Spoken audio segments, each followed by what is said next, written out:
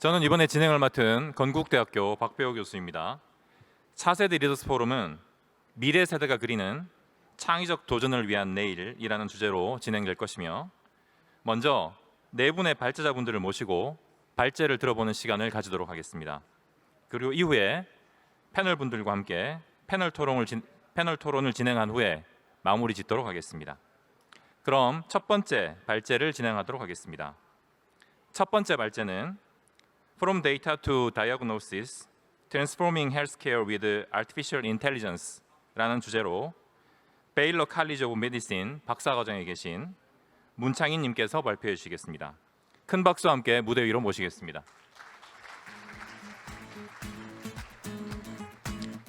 문창인 님은 2018년에 펄드 유니버시티에서 학부 졸업을 하셨고 2019년에 워싱턴 유니버시티에서 석사학위를 했습니다. Good morning. I would like to thank all the organizers who gave me an opportunity to speak today. I'm excited to present about how we can use artificial intelligence to transform healthcare. So, my name is James, and my current name is Moon Chang-in. I'm a PhD student studying quantitative and computational bioscience in Baylor College of Medicine. Currently, my thesis is involved with utilizing artificial intelligence and how we can predict cancer treatment response. So, Baylor College of Medicine is located in the Texas Medical Center. It's the world's largest medical complex with 10 million patients encountered annually. And currently, I'm in a translational research program where I can shadow oncologists. And by shadowing the oncologists, I can see how well the treatment responded or how the treatment regimens were provided to individual patients. The pros about being a PhD in this position is I can thrive in research and clinical areas, which means I can thrive into translational research. The major cons is kind of universal for any PhD student. It's a huge time commitment, and the financial strain is real.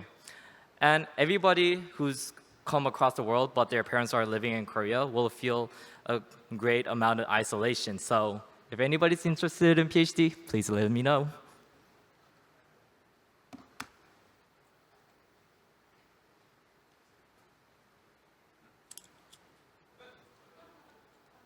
What? You think smoking kills your own body? Well, check this out. In 1949, US doctors promoted smoking in nicotine marketing. This was a huge problem in the past, where doctors will rely on intuition and rather than trying to provide the actual medicine by using evidence-based medicine, because they only had the signs and symptoms to look forward. So, for example, during the World War II, on the bottom of the image, you'll see people use mustard gas agents to treat blood cancer, for example. This is how actually chemotherapy was created. And also, people during the bubonic plague era would use leeches to cure all kinds of blood type of diseases. So currently, in order to counteract that, we have what is known as clinical trials. Clinical trials are research studies conducted with humans, volunteers, to evaluate the safety and effectiveness of new medical treatments.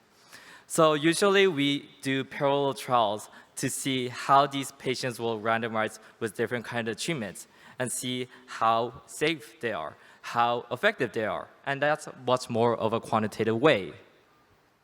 Then what will be in the future? I believe there will be precision medicine with machine learning algorithms.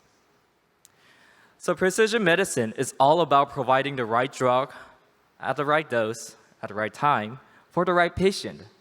Individual people, everybody including in this room, have their own unique data. And we can utilize your image, your genomic profile, your family history, and utilize AI, artificial intelligence, and machine learning to give the right drug for individual patient. By 2032, we can see the global market size being increasing by $254 billion estimated by market.us. And there are several factors that contribute to this growth. First, in academia, we're advancing toward precision oncology. Pharmaceutical companies now are looking for biomarkers and targetable therapeutic targets. and industries are focusing on new data and AI technology. So how do I use machine learning? So first, you need to formulate your task. Let's say I want to predict treatment response for a breast cancer patient. And then you'll utilize data and labeling data from previous breast cancer clinical trials. After that, you'll use both of the data and label and put it into a machine learning algorithm. So machine learning basically is all about finding the right pattern, and based on the pattern, they can make a decision to predict or cluster several things. Finally, you can evaluate the new data with the trained model and predict how likely this patient will respond to this particular treatment. So I imagine, why is this not implemented in the US healthcare? Because I thought it would be, and there are several roadblocks towards that. First roadblock is data privacy. I just don't have the access because I don't have an MD.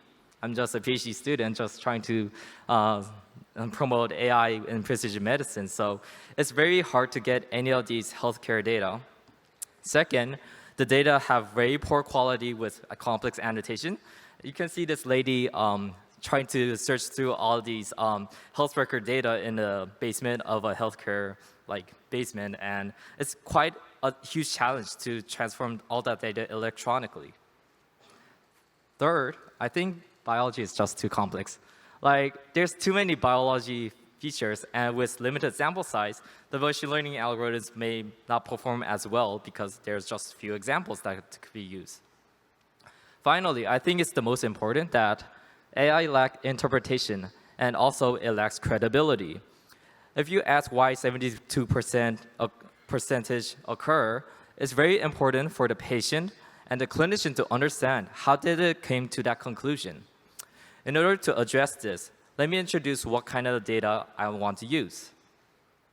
So first, I tried to look some tumor data that are from the online database. There are 2 portals and some database available, but they lack treatment information. Another way to look for it is to use cell line data. So cell line data are basically cancer cells that are been grown into a plastic dish. And you're trying to use all kinds of different chemotherapies, immunotherapies, and see which one is effective. Let's say you found one that is very effective. 90% of the time, there will be clinical failures because the drug is not effective enough. Or it might be not, it's just too toxic to the actual person that you're trying to administer. So what is the best data I can utilize to address both of these problems that we have faced today? So I came up with an idea of why not use clinical trials with molecular profiles. Since clinical trials have strict enrollment phase, and you can create all the database with their tumor molecular profiles. And therefore, you can focus on the clinically relevant human cohorts. And each of the treatment regimens are quite clinically relevant because they have to use the standard of care of whatever treatment they're adding, or they're introducing new types of drugs with the current data. So I did a hard work for you guys and created a website. So I basically scraped all the web database to collect nearly 6,000 patients from 33 clinical trials.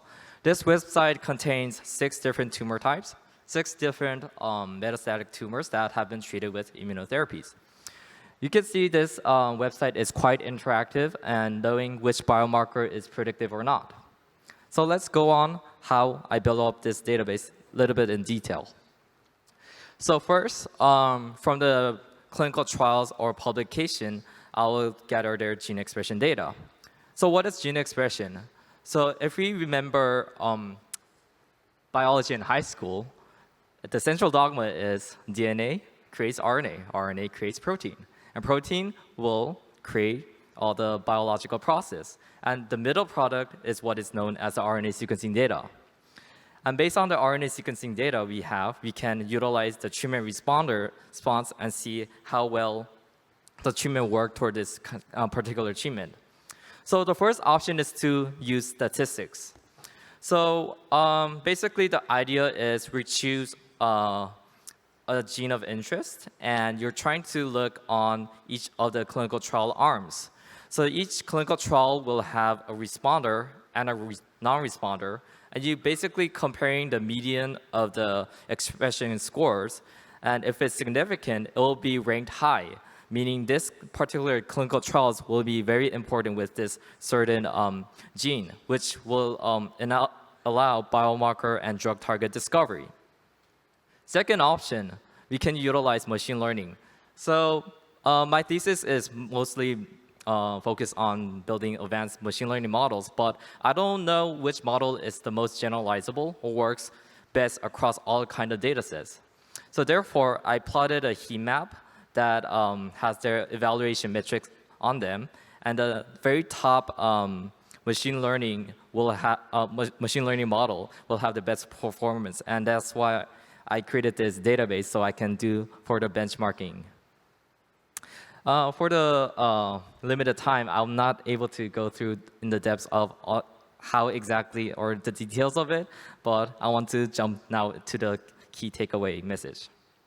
So I believe there's a significant investment anticipated in the fields of AI and precision medicine, and researchers like me are focused on making the healthcare data more accessible and developing improved AI models. And I believe in the future, prognosis and treatment will be increasingly become data-driven, tailoring the healthcare in each patient based on their unique data. I'd like to thank my boss, Bing Zhang, from Baylor College of Medicine, and John and Byron, who helped me create this whole new database. I would like to thank all the world, all the patients who have been involved in this clinical trial. Without your help and effort, we were never able to start this project. I would like to thank all the funding agencies in America and international that have been supporting this project. And finally, thank you everybody.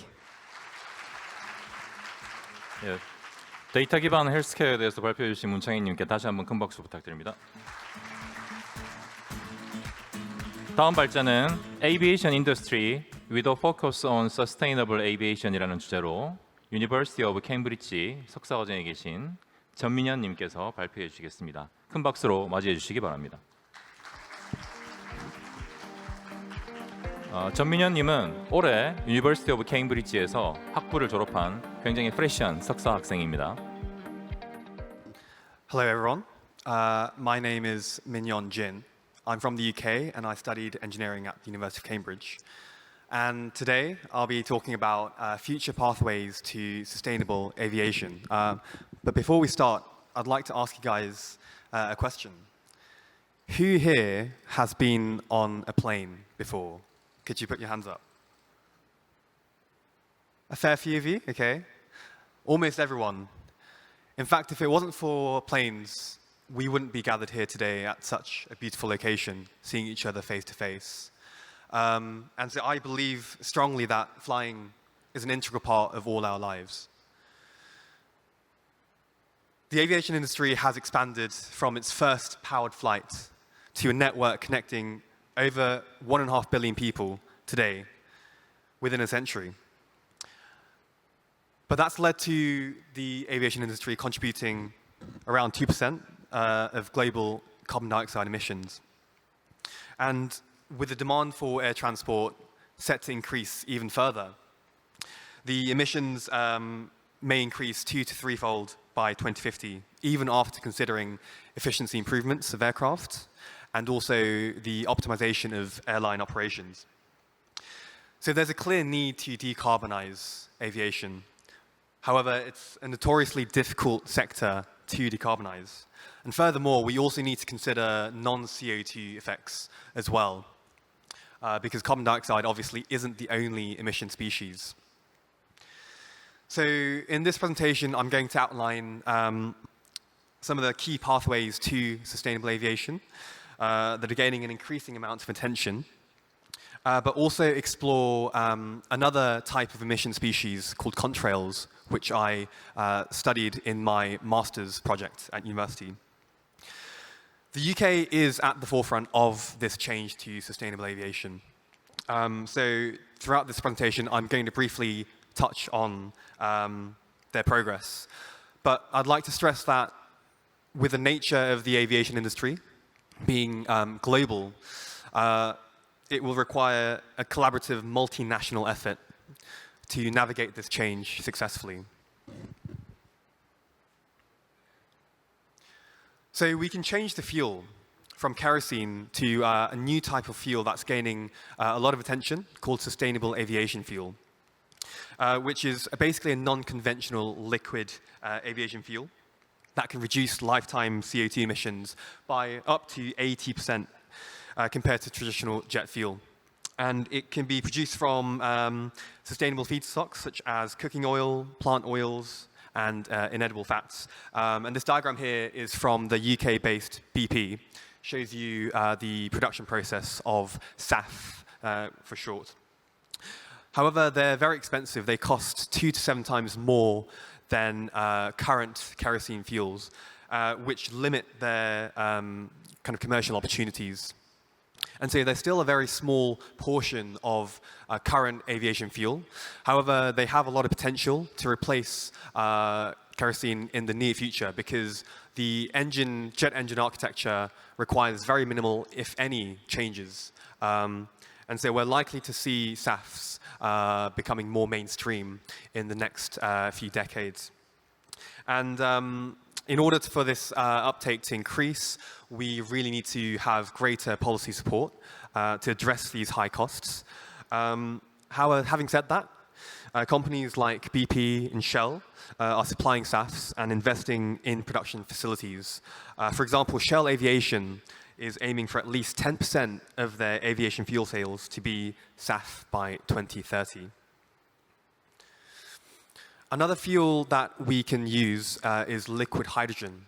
And planes that utilize this fuel are called cryoplanes. Hydrogen as onboard fuel will completely remove CO2 emissions during flight and also across the entire life cycle if produced from renewable sources.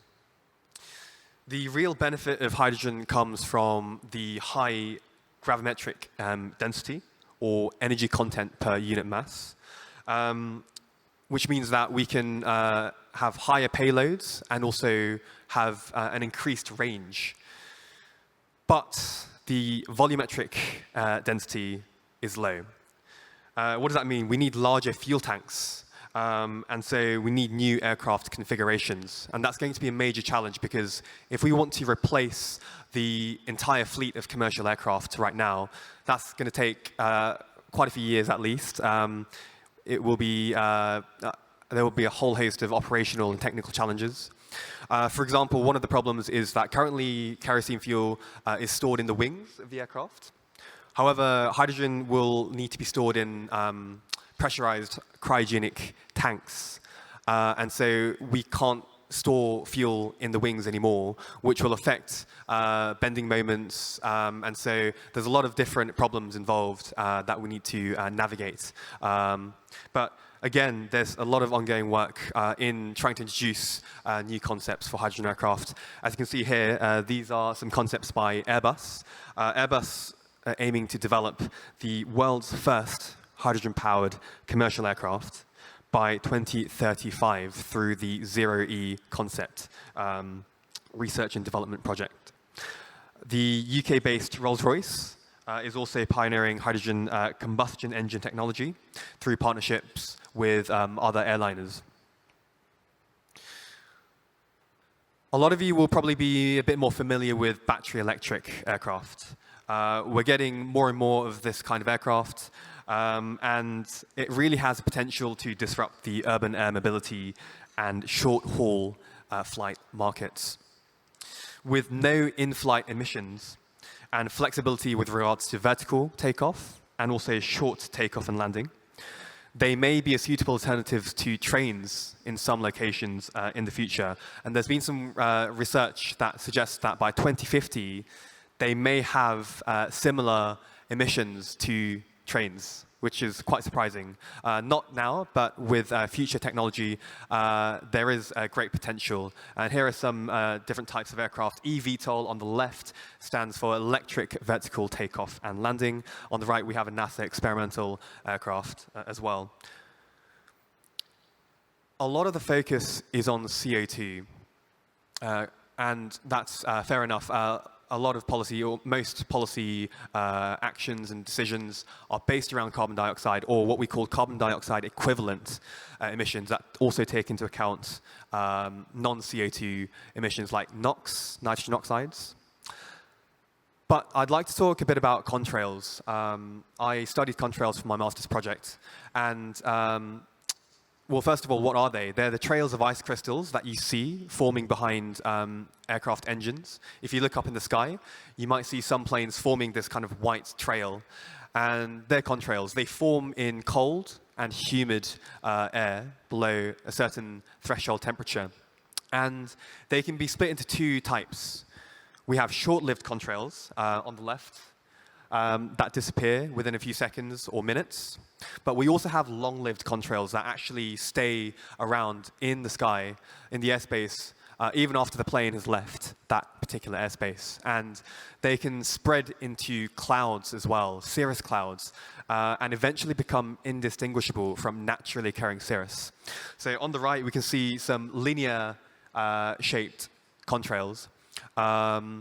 It's quite obvious that they were formed by planes. However, they can, after a few hours, spread out to become clouds. And then we might no longer tell the difference between natural clouds and aircraft-induced cloudiness, or AIC. So why am I talking about contrails suddenly? Well, it's because they have a significant impact on the climate. In fact, over half, which may come across as quite surprising. It might be news to all of you. Why have you not heard about this before? It's quite a significant result, right? It's because there's a lack of uncertainty. There's high uncertainty in the science behind contrail formation right now. And a lot of the work at the moment on contrails is research rather than action and policy action to try and mitigate contrail impact. So the uncertainty stems from the fact that they become indistinguishable from naturally occurring cirrus. Contrail formation is still not very well understood, and the exact impact on the climate also requires a lot more work. However, having said that, there have been quite a lot of contrail mitigation strategies to try and reduce formation, for example, or change their properties so that their climate warming impact is lessened. There have been various technical solutions, such as engine redesign, which I actually worked on in my project for my master's, or using alternative fuels or fuel additives to prevent formation, for example. Most of the work at the moment on contrail mitigation and suppression is on operational solutions, such as rerouting or rescheduling flights, so cruising at different altitudes or flying at different times of day to reduce contrail impact. And there's been a lot of research in the UK as well that suggests that changing a small proportion of flights can actually have a huge impact in reducing that climate warming effect. For example, flying in the daytime, forming contrails in the daytime can actually have a cooling effect on the Earth by reflecting solar radiation from the sun. And so that's an example of rescheduling flights. There's a lot more work, there's a lot more potential in using air traffic control to try and reroute and reschedule flights. I'm going to talk a little bit about my the results from my project. I studied contrail formation in my project, and these two graphs show contrail forming altitudes. So the blue lines are in both graphs represent the atmospheric temperature, and those straight diagonal lines represent the threshold temperature below which contrails form. Whenever that blue line is to the left of those threshold temperature lines, that's when contrails form. Okay, so you can see from the points of intersection the altitude range in which contrails form. And on the left, I'm varying the engine overall efficiency, and the red line represents the most efficient engine. You can see that the contrail forming altitude range is higher for the more efficient engine. So contrail coverage is increased, which has the opposite effect to CO2, because more efficient engines burn less fuel, so release less CO2. So there are clear trade-offs there to be made. And similarly on the right, we have both kerosene fuel, represented by the full lines, and the dot dashed lines represent hydrogen fuel. you can clearly see that the altitude range in which contrails form is higher for hydrogen. So all this talk about changing to hydrogen fuel, well, it's important to also consider the contrail impact as well, because contrail coverage is obviously increased, but CO2 is, well, non-existent. So there are clear trade-offs there to be made, and it's important to take into account these other emission species when we're thinking about introducing new fuels and new technology. Finally, I'd like to talk a little bit about the reality of young scientists in the UK. It will probably be quite similar to the USA, but I've tried to pick out some unique points as well that are specific to the UK. But obviously, first pro, I'd say, is the valuable skill set that we gain from our studies, and also the variety of opportunities where we can utilize those skill sets, both technical and also soft interpersonal skills.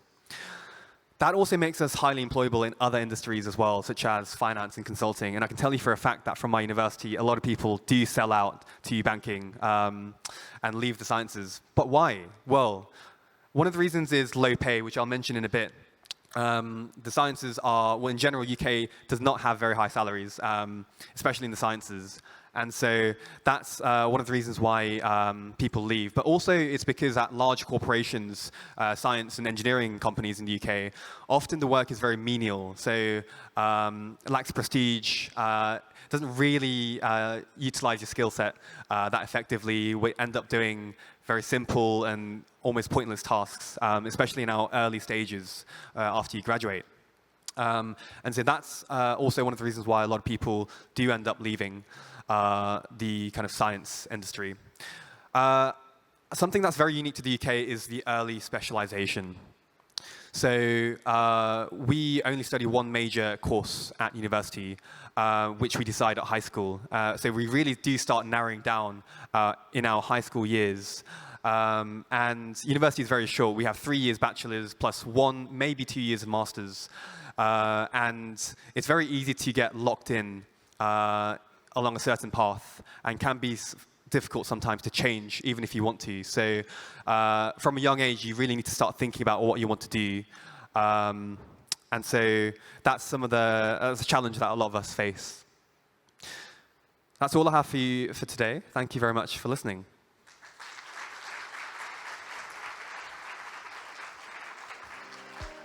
네, 항공산업의 지속 가능성을 위한 노력에 대해서 발표해 주신 진민현님께 다시 한번 큰 박수 부탁드리겠습니다. 다음 발제는 Riding the Immunotherapy Wave of the Future라는 주제로 카자흐 내셔널 파다고지컬 유니버시티 박사과정에 계신 아나스타샤 소콜렌코님께서 발표해 주시겠습니다. 큰 박수로 맞이해 주시기 바랍니다. 아나스타샤 소콜렌코님은 카자흐스탄의 알파라비 내셔널 유니버시티에서 학부와 석사학위를 마친 박사과정 학생입니다. Hello everyone, my name is Anastasia Sokolenko. I'm from Kazakhstan and I'm really excited to be here today and have opportunity to explain to you about my research interest. Let's enjoy this time and I will try to explain in really easy and interesting ways that you will enjoy it. My research interest lies in immunotherapy. That's why I choose the topic about riding the immunotherapy wave of the future. But of course, we are listening this word every day, immunotherapy. So let's try to find definition for this word. Okay, what does mean immunotherapy? Immunotherapy is treatment of disease by activating or suppressing the immune system. Immunotherapy is designed to elicit or amplify immune response. But I think to understand the future of this field, we have to look into the past. And we have to know about William Coley, is the grandfather of immunotherapy. Between 1870 and 1910, a surgeon from New York developed extracts of streptococcus to treat sarcoma spectacular in children. and it gives really good results as survival rates by as much as 40%. After that, in 1920s, Alexander Fleming discovered penicillin. And for a long time, penicillin was a really great magic bullet. And it's a really interesting question. Why go through the trouble of developing an immunotherapy when you could just take a couple of penicillin pills?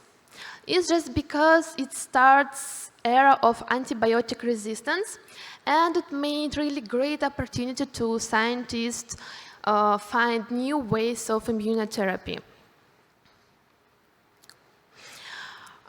If we will talk about nowadays, immunotherapy has now expanded into various types of medicine conditions like autoimmune conditions, allergy, infection diseases, inflammatory diseases, of course, cancer, and immunodeficiency states.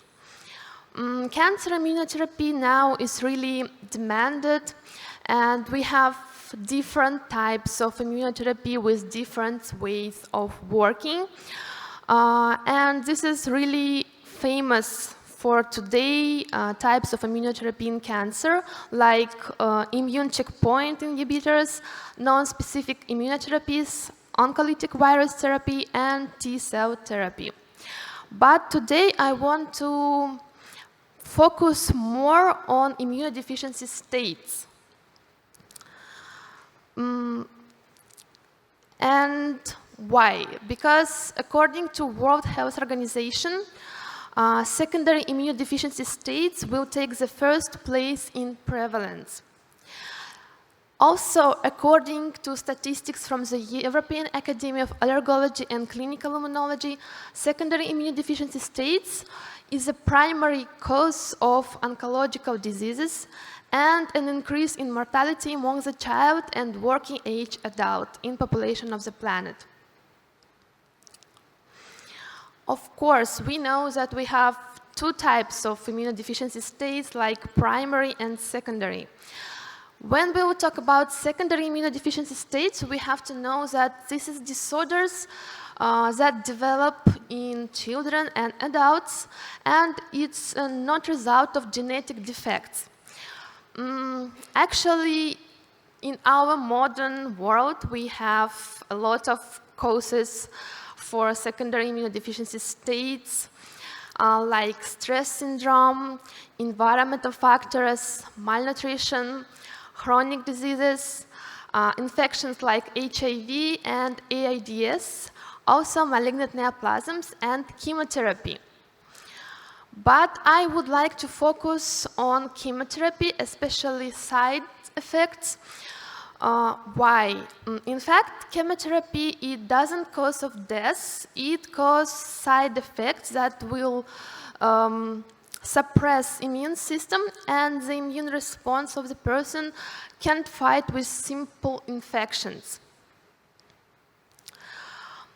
Approximately 10% of new cancer cases worldwide are caused by infections. And 85% of this 10% occur in developing countries. Here we can see the analysis of cancer patients who died because of infection disease, and how we can see we have a lot of period of rapidly increasing the level of deaths because of infection diseases. Also, we have reported infection disease in cancer patients based on its pathology. And we can say that the more infection was pneumonia, tuberculosis, and sepsis. It means that we need something new that will help us to stimulate the immune system jointly with chemotherapy that will improve the immune response of the human to simple infections. And as I can say before, immune-dependent diseases grows every year, And it's a really great opportunity for researching new synthesized drugs that we'll use in immunotherapy, and it don't lose its relevance. Actually, secondary insufficiency is not really official clinical condition, but it really can make difficulties for treating cancer and different immunodependent states, because secondary insufficiency can decrease effectiveness of pharmacotherapy and also contribute activation of microflora, change pathogen, and superinfection, which is a result of protracted course of the disease, serious complication, and at last death. Today we use really a lot of types of immunostimulators. The main is three types: exogenous, endogenous, and synthetic. Exogenous is microbial or plant origin. Endogenous is cytokines and immunoregulatory peptides. And synthetic is a really famous field now because of low and high molecular weight compounds. Why? Because they have really high security level and a less level of side effects.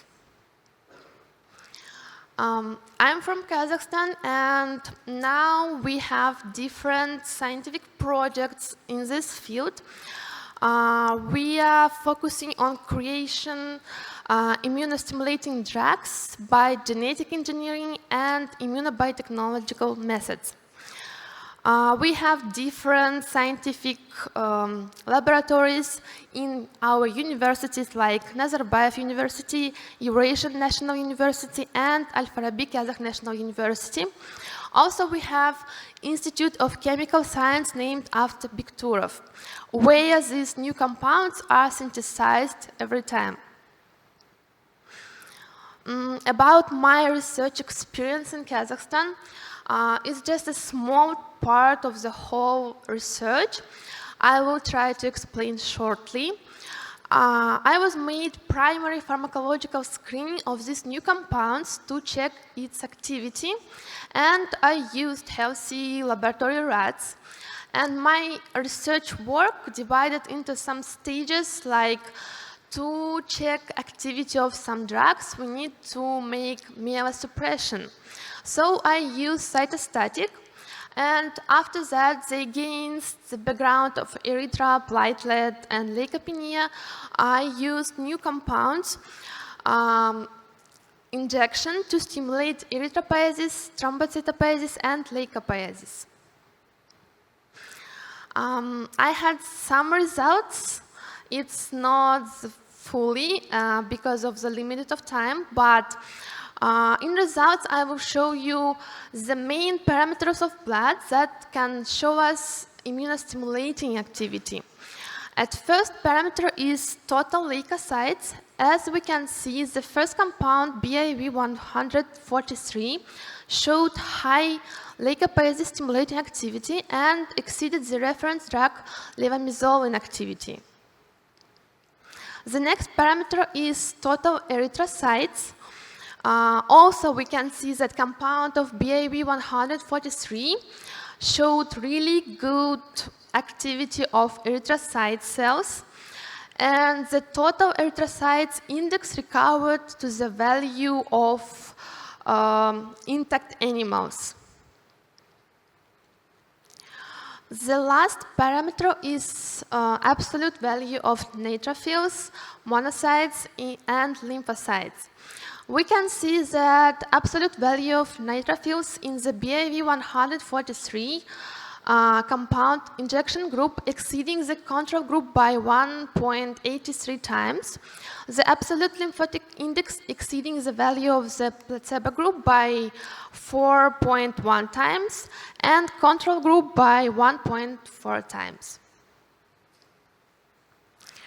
About conclusion, as I was doing my research work, I can say that new chemical compounds is really promising for the research for new effective immunostimulating drugs. And why this research has a novelty side? Because we use only newly synthesized compounds that have never used before, and we are trying to check activity for the next clinical projects. And I wanted to explain a little about how to be a scientist in Kazakhstan. I choose some advantages and disadvantages. Let's start from advantages. First one is the rapid development of scientific branches. Why? Because our country gained independence only 32 years ago, and we are on the way of developing really a lot of types of branches, especially scientific branches. The next advantages is state support. We have really good government funding, a lot of scientific projects. We have opportunity to go to international internship. And the last one is great potential. Because in our country we have a lot of fields of science that have to be developed in the future, and we have a lot of professors with good experience in international side. About disadvantages, we can say that now it's a low-pay professions because we don't have a lot of students who wants to be a scientist. It's not popular. Also, we can say it's low interest because I think in our country it's not advertisement of science field, it's not advertisement of scientific researching how to be scientist. And the last one, for a long time, focused on the extractive industry. I think a lot of people know that Kazakhstan is a really fully country for extractive industry, and maybe that's why for the first years of independence we focused on this industry. But now our president makes a goal for science field to improve different fields in scientific side. And I want to end my presentation by some words. The more you know just might save your life. Please think about it, and thank you for your listening. 네, 면역치료법의 발전을 위한 노력에 대해서 발표해 주신 아나스타시아 소콜렌코님께 다시 한번 큰 박수 부탁드립니다.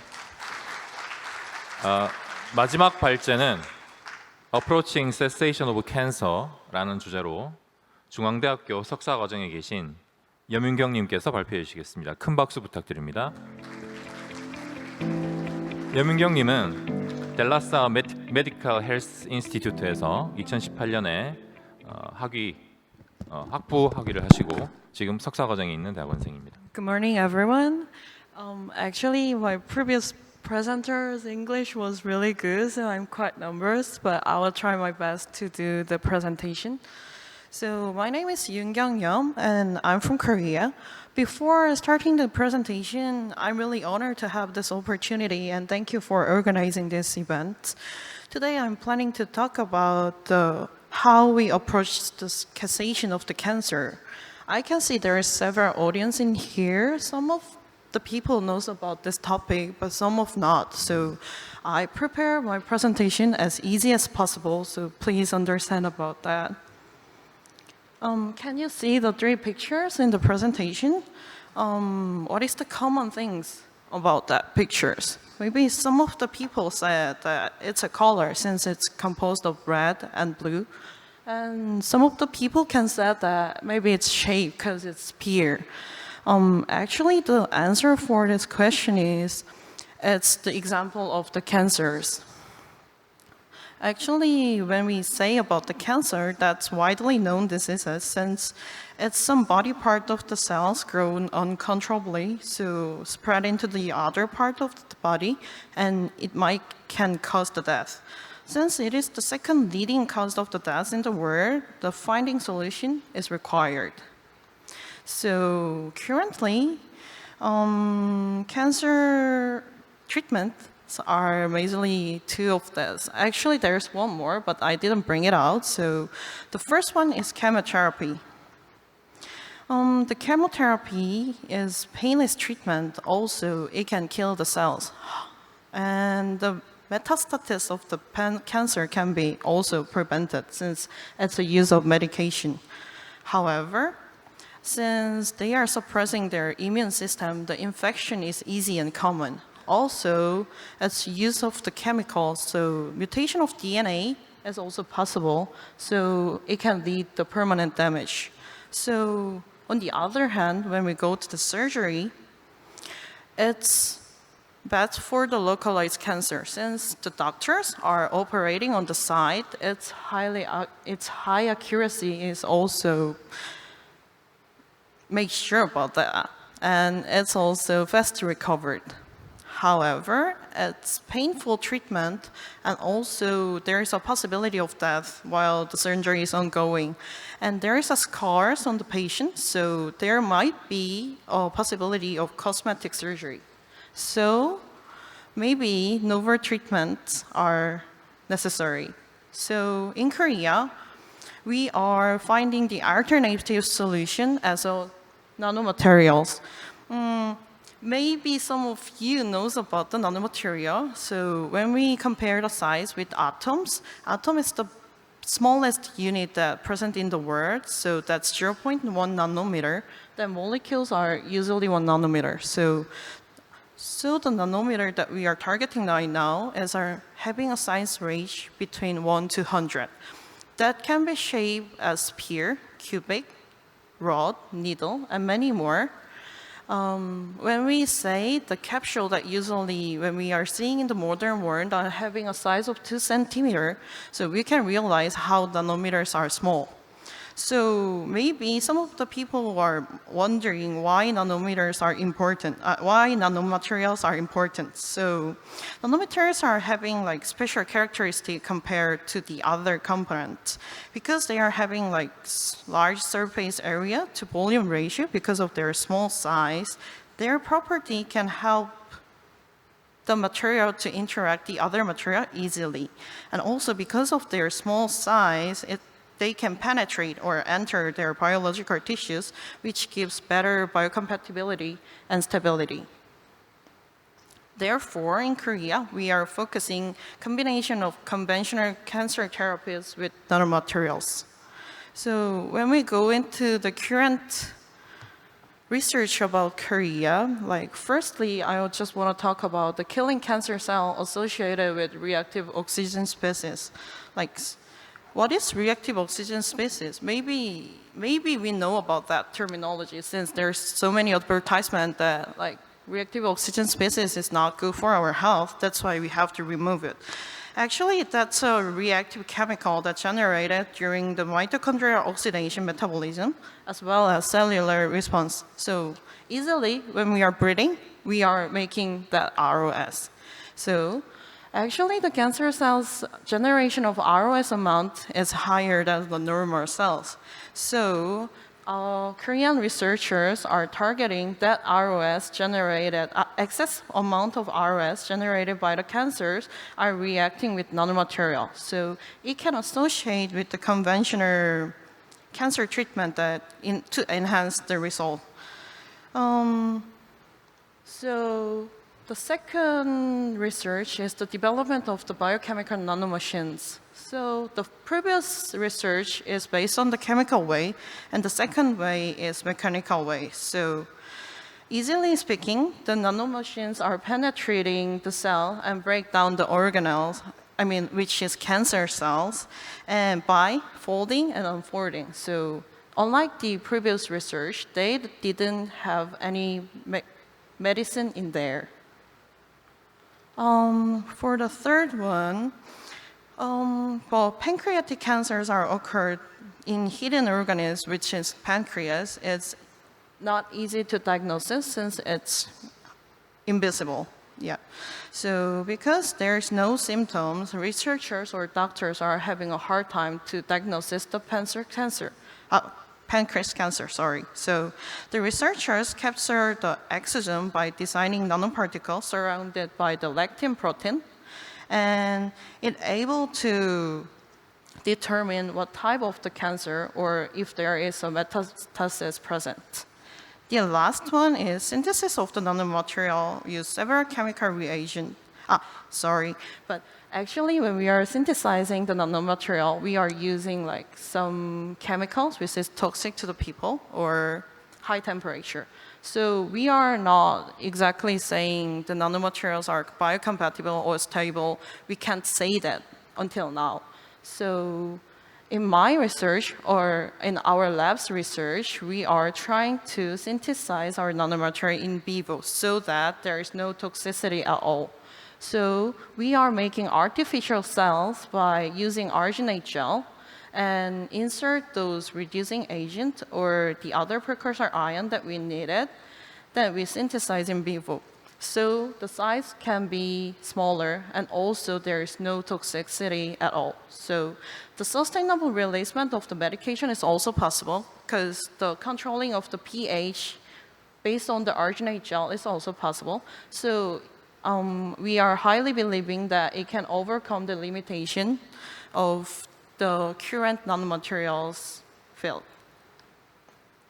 For the future perspective, based on the Ministry of the Health in Korea, the number of the cancer patients is currently increasing trend. Actually, in COVID-19, there was less number of cancer cell patients, but according to some papers, maybe there is limitation of diagnosis. Therefore, as I said before, the novel treatment is required. And in Korea, the top 20 countries of the nanotechnology in publication, South Korea is ranking number 5, which means there is a lot of budgets in going for the development of the nanotechnology. Therefore, as one of the researchers in Korea, I highly believe within a decade, the cessation of cancer is coming. Reality in Korea, as a master degree student in Korea, actually there is 4 advantage, 4 disadvantage. There are many more, but when we summarize in all, in advantage, we are able to access in the interest field easily. When we are contacting to the professor, if professor agree about that, we can start our interesting topic research. And also, master degree students are getting better job than the bachelor degree student in R&D section since they are more deeper in their knowledge. Also, the scholarship system is well established.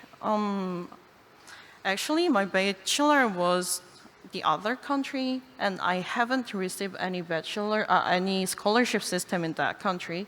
But when I entered Korea, like professors were saying that Korea's scholarship system is well established, so you have to apply it. Then I'm getting full scholars in our country, so we can make sure about that. And the last one is we can have various experience, like conference, thesis writing, presentation, like everything is free for the master degree student. And in disadvantage section, actually graduate student is not treated as a student. There are so many systems or like things that bachelor degree student can apply that was supported by the government. However, the government does not consider us as a student, so yeah, maybe that's the biggest disadvantage. And the second one, there's no enough personal expenses to concentrate on studying. Actually, for master degree student, we are lacking of our time, but personal expenses are really quite less. So we have to ask our parents to support us for studying. So maybe that's also a disadvantage. And tuition fee is too expensive. Master degree students' tuition fee is higher than bachelor degree student in Korea. And last one, our own time is also limited because maybe it's because there is a lot of things to do. Maybe, yeah, that's the disadvantage. Thank you for listening. 네, 암의 정복과 관련된 다양한 방법들을 소개해 주신 여민경님께 다시 한번 큰 박수 부탁드립니다. 자, 이제부터는 오늘 차세대 리더스 포럼의 후반부 프로그램인 패널 토론을 시작하겠습니다. 지금부터는 좌장 박용호 서울대 명예교수님과 금나나 동국대 교수님, 김경학 한양대 교수님, 문회리 이화여대 교수님, 정달의 강원대 교수님, 그리고 네 분의 발제자분들을 모시고 패널 토론을 시작하겠습니다. 좌장님과 패널 분들은 무대 위로 올라오시기 바랍니다. 큰 박수 부탁드립니다. 네, 안녕하십니까. 오늘 패널 디스커션을 좌장 맡게 된 서울대학교 박용호 교수입니다. I'm very pleased and honored to be a chair of this Next Generation Leaders Forum panel discussion. 정말 네 사람의 우리 과학자, 미래 과학자들이 발표하는 거 보고 재미있고 많이 배웠습니다. 그래서 오늘 네 분의 우리 미래 세대의 학생들에 대해서 우리가 지금 좀 전에 사회자가 소개해 주신 우리 패널리스트 네 분을 모시고 한 분씩 인커리지 되는 그런 디스커션을 듣도록 하겠습니다. We have four very excellent panelists for this session. 먼저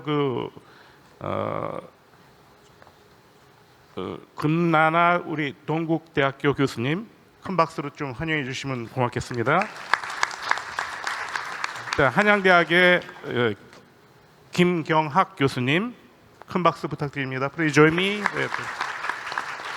이화여대 문회리 교수님, 네.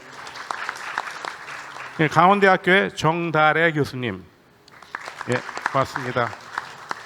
We are the member of the next generation committee of these institutions. 우리는 전부 여기 과총의 미래세대위원회 위원들입니다. 아까 사회를 보신 우리 박배보 교수님하고 같이 이제 이 일을 맡고 있습니다. 박배보 교수님하고 오늘 디스커션은 이렇게 패널리스트 한 분 한 분이 네 분의 스피커들을 한 분씩 좀 책임을 맡고 얘기를 하시고 혹시 무슨 질문이나 코멘트가 있으시면 플로어에서 이 발표하신 분들한테 직접 하셔도 좋고 또 패널리스트를 통해서 하셔도 좋겠습니다. If you have any question and comment on the floor, will be followed by that each panelist's comments and discussion of this session. 오늘 재밌게도 보니까 저는 이제 수의학이 제 전공인데 헬스케어 쪽의 얘기가 세 분이 하셨어요. 한 분은 에비에이션 퓨얼, 그러니까 미래 연료, 대체 연료 이런 거에 대해서 말씀하셔서 제가 전체적으로는 좀 이해하기가 좀 쉬웠는데 오늘 패널리스트들은 이런 디테일한 것보다는 다음 세대의 이 과학자들한테 지금 하고 있는 훌륭한 일들을 어떻게 더 이끌고 어떻게 우리가 빌드업하는가 이런 걸 중심적으로 이제 진행을 하도록 하겠습니다. Because my major field is veterinary medicine, special microbiology, immunology. So it was very easy to understand what the four speakers, except one, the presentation today. Anyway, that I'd like to ask each panelist to discuss what's the role of future generation of scientists in the future. How can we support and how can we maintain their capability and network through this leaders forum. So 지금부터 그러면은 한 분씩 패널리스트들이 미국, 영국, 카자흐스탄 그리고 한국 네 분이 다 영어를 너무 잘하셔가지고 영어로 하기가 굉장히 좀 부끄럽습니다만 그래서 먼저 미국의 베일러 컬리지 오브 메디슨에 있는 문창인님의 발제에 대해서 금나나 교수님께서 얘기해 주시고 그 다음에 김경학, 문혜리, 정달의 이렇게 일단 5분씩 얘기를 해주시면 고맙겠습니다. 먼저 문창인 우리 학생에 대해서 우리 금나나 교수님의 패널 디스커션을 듣도록 하겠습니다. 부탁드립니다. 네, 감사합니다. 제가 문창인 학생님의 프레젠테이션을 여기 오기 전에 미리 봤었는데 저랑 공통점이 참 많았어요. 저도 한국에서 고등학교까지 공부를 하고 미국으로 건너가서 이제 대학교부터 학위를 받았었는데요. 하버드 대학교에서 바이오 케미스트리를 하고 그다음에 콜롬비아로 가서 누트리션 석사를 하고 다시 하버드 보건대학원으로 돌아와서 에피데미올로지라고 하는 역학 분야를 전공을 했었어요.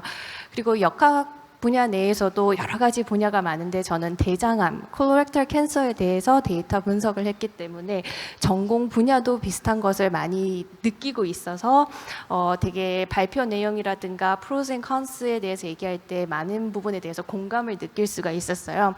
일단 다행인 것은 지금 저희가 4차 산업혁명 시대에 살고 있고 거기에 핵심 기술이 인공지능 AI잖아요. 우리 문창인 선생님께서 하시는 전공 분야가 머신러닝이고 AI를 다루는 분야이기 때문에 내가 지금 하고 있는 필드가 괜찮은가 아닌가 그 부분에 대해서는 걱정할 필요가 없어서 일단은 박사 학위를 하는 학생으로서의 심적인 부담감, 미래에 대한 불안감은 조금은 다른 분야에 비해서 더 덜 할 것 같아요. 왜냐하면 유망한 분야일수록 펀드가 많이 모이기 때문에 아무래도 펀딩 따기가 좋은 여건이기 때문에 그 분야에서는 괜찮을 것 같은데 아까 콘스를 보니까 약간 이런 게 있었어요. 이렇게 박사 학위를 하게 되면 스칼러십을 받으면 괜찮게 다행이고 그리고 스타이펜드를 받으면 더 좋은 상황이겠지만 저희가 스타이펜드를 받는다고 해도 그 금액이 넉넉한 것은 아니거든요. 저도 박사 학위를 할 때 스타이펜드로 한 2,000불 정도를 받았었는데 보스턴이 워낙 렌트비가 비싸다 보니까 한 절반 정도는 거의 렌트비로 나갔었고 나머지 이제 1,000불로 이제 한 달 생활을 하는데 물가가 워낙 비싼 도시다 보니까 식비하고 나면 거의 끝나고 듣고 싶은 운동 클래스 같은 것도 있어도 약간 이렇게 생각을 하고 고민을 해야 되는 그런 박사학위 시절을 5년 동안 보냈었거든요. 물론 우리가 조교를 할 수 있기 때문에 부수입을 벌 수 있는 기회도 있지만 어찌 보면 경제적으로 풍요롭지도 않고 또 타지에서 부모님들은 한국에 계시고 나 홀로 이방인으로서 공부한다라는 것이 참 외로운 인고의 시간인 것 같았어요. 그래서 우리가 어학 연수를 하기 위해서 해외를 갈 때는 모르겠지만 정말 내가 학위를 위해서 미국으로 해외에서 공부를 한다라는 것은 우스갯소리로 저희들이 현대판 기양살이라고 이렇게 얘기를 하기도 하거든요. 그 말에 공감하는데 저도 그때 경제적으로도 넉넉지 않고 심리적으로도 겨울에 가는 왜 떨어진 낙엽이 바싹바싹 마르는 것처럼 우리 심리 상태도 그렇지 않나요? 바싹바싹 마르는 낙엽처럼 느껴지는 그런 날들의 연속일 텐데 그런 고충을 토로하면서 저에게 멘토를 해주신 분이 이제 부석사 큰 스님이셨는데 저보고 꾸짖으시더라고요. 등 따시고 배부르면 돌을 못 구해라고 그 말씀을 해주셨는데 지금 돌이켜 보면 그 말이 맞는 것 같아요. 정말 어떻게 보면 공부 외에는 진짜 의식주 빼고는 다른 것을 할 수 있는 여유가 없는 그런 상황이 내 안에 있는 잠재력을 최대한 끌어내기 위한 어떻게 보면 최적의 환경 설정이 아니었을까. 근데 다행인 것은 그 시기가 영원히 지속되는 것은 아니거든요. 그리고 박사학위 하겠다고 한 것도 남이 등 떠밀어서 한 것이 아니라 내가 선택한 길이잖아요. 그렇죠? 그래서 그거는 어떻게 보면 나의 선택에 대한 책임을 져야 된다는 각오로 그 시간을 임했으면 좋겠어요. 이 시간이 영원히 지속되는 것은 아니거든요. 근데 되게 아이러니한 거는 뭐냐면 저도 이제 박사과정 5년, 포닥 1년의 기간을 지나고 이제 교수로서 안정된 직장을 가진 지 이제 한 5년 차 되었거든요.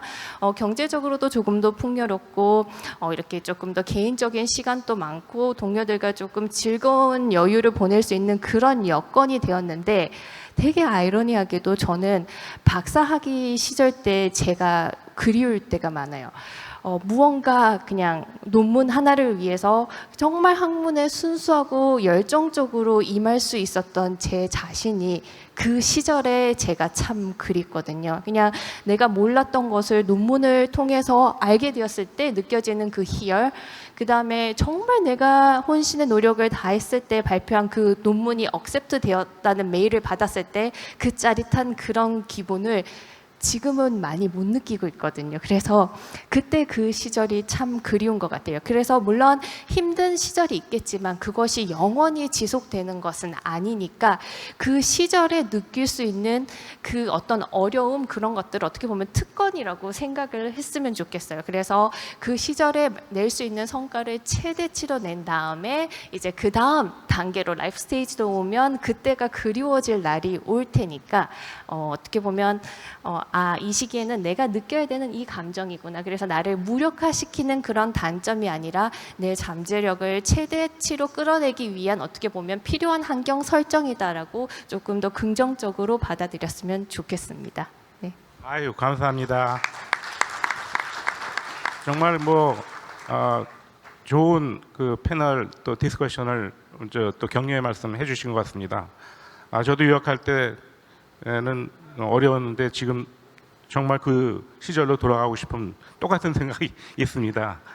그리고 금 교수님은 저보다 2배 많이 받으셨네요. 저는 1,000불밖에 못 받았었는데, 물론 세대가 바뀌긴 했지만, 이제 물론 이제 패널 디스커션이지만 이 귀한 말씀 해주셨으니까 이 문창인 선생님 혹시 한 말씀 해주시면 그러고 이제 다음 디스커션으로 가겠습니다. 네, 일단 정말로 감사합니다. 제가 사실 박사하면서 이렇게 조언을 받았던 적은 아마 처음인 것 같아요. 사실 제가 살면서 되게 외롭게 많이 살고 이제 인간 소통도 교류도 없고 해서 제가 이번 기회에 이제 이렇게 발표해 주신 기회도 만들어 주셔서 너무 감사합니다. 그리고 특히나 공감하는 게 정말로 기억에 남을 것 같아요. 항상 제가 사실 인공지능을 제가 사실 배운 지가 얼마 안 됐어요. 사실 제가 석사 과정 때 잠깐 바이오 스탯 좀 공부하다가 박사 때 한번 조금 늦었지만 한번 시작해 볼까 해서 한 과목이지만 사실 처음엔 너무 힘들었어요. 제가 너무 부족한 게 많았었고 내가 왜 이런 거 잘 모르지 하다가 그 하나하나 그 깨닫는 순간순간마다 다시 떠오르는 그런 게 느껴지네요. 네, 정말로 좋은 말씀 감사드립니다. 네, 꼭 기억하겠습니다. 네. 고맙습니다. 오늘 이 패널 디스커션은 사전에 우리가 모의 연습한 것도 아닌데 너무 분위기 좋습니다. 앞으로도 이렇게 기존 세대하고 넥스트 제너레이션 사이언티스트들하고 만남의 장이 좀 자주 있었으면 하는 생각이 듭니다. 그게 우리 미래에 대한 꿈이고 열망이죠. 문창인 선생 그 발표에 키워드는 지금 얘기하신 AI인데 제가 듣기는 프리시전 메디슨이 더 와닿았습니다. 맞춤형 의학, 그래서 정확하게 커스터마이즈드 된 의학이 요새 대세거든요. 음식도 그렇고 또 의학도 그렇고. 그래서 프리시전 메디슨이라는 단어를 여러분들이 키워드로 기억하시면 좋을 것 같습니다. 자, 그러면 다음번 두 번째 그 발제를 해주신 진민현 선생의 에 대한 그 격려나 또 좋은 경험을 우리 김경학 한양대학교 교수님께서 좀 해주시면 고맙겠습니다. 네, 반갑습니다. 저는 한양대학교 화학공학과에서 근무 중인 김경학입니다.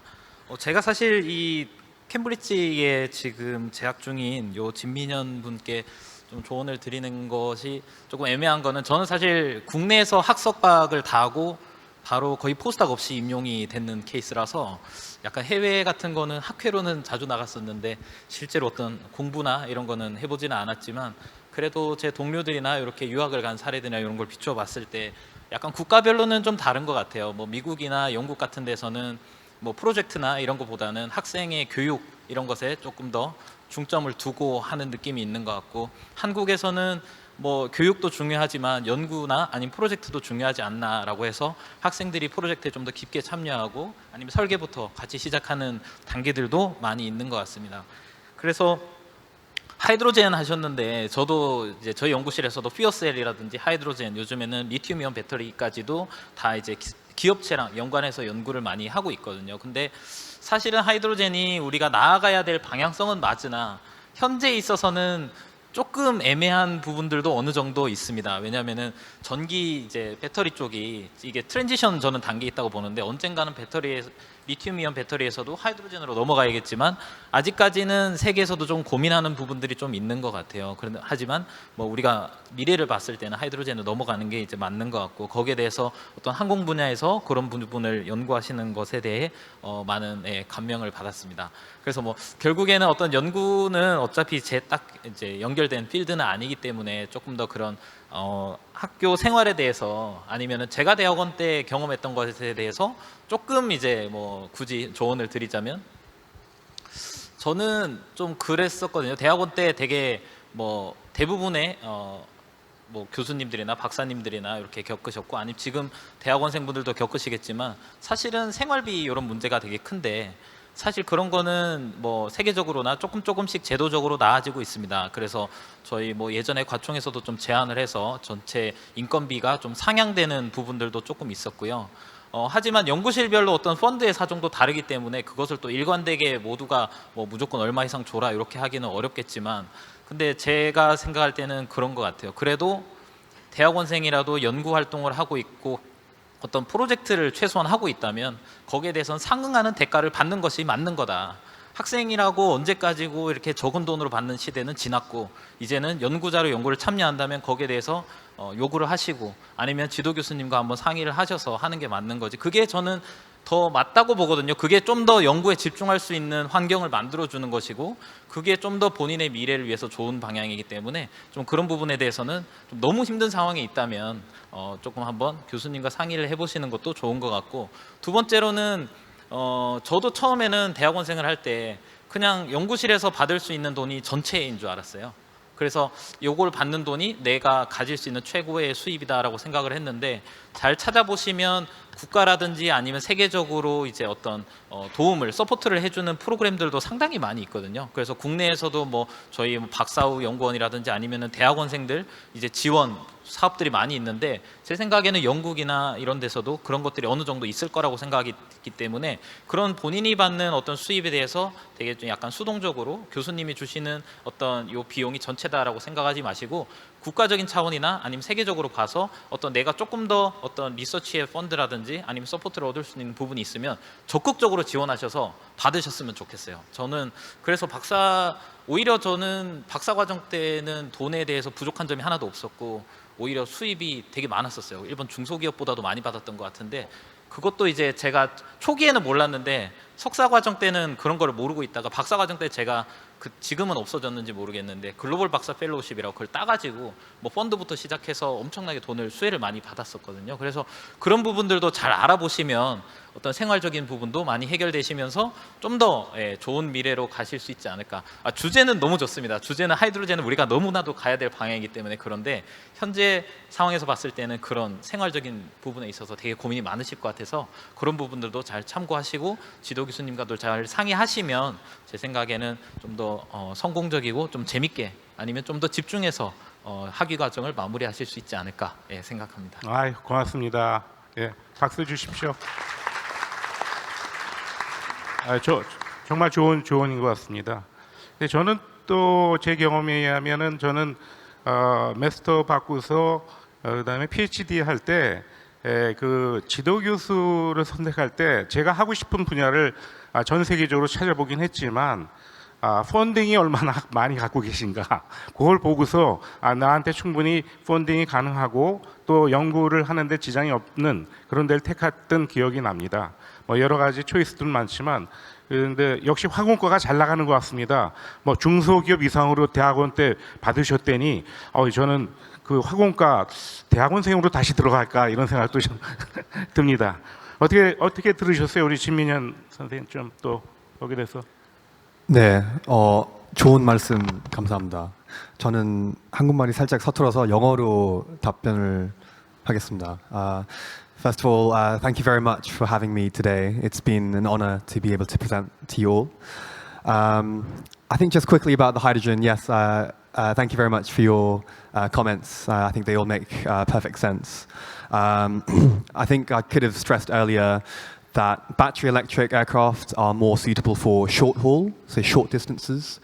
because of their limited capacities. And hydrogen, on the other hand, would be more suitable for the longer range flights. And so, yeah, hydrogen is probably the most long-term solution out of the ones that I mentioned in my presentation. I don't know if we'll ever be able to see them, but I can tell you that at my university there's quite a lot of work and research in developing these new aircraft and coming up with ways to model different fuels. So yeah, thank you very much for your comments. I guess in terms of funding, yes, the UK certainly has plenty of support available for undergraduates. Almost everyone uses student finance from the government. So we take a loan from the government for our tuition fees, and we also get a certain amount for our maintenance as well, depending on how much our parents earn. Some people get more maintenance than others. International students pay a much more expensive tuition fee. All the international students are wealthy. Think about it that way. And certainly for PhD students as well, most PhD students don't fund themselves. They always get some sort of funding, whether it's from industry, from the university, from the government. So student life can be enjoyed by all of us.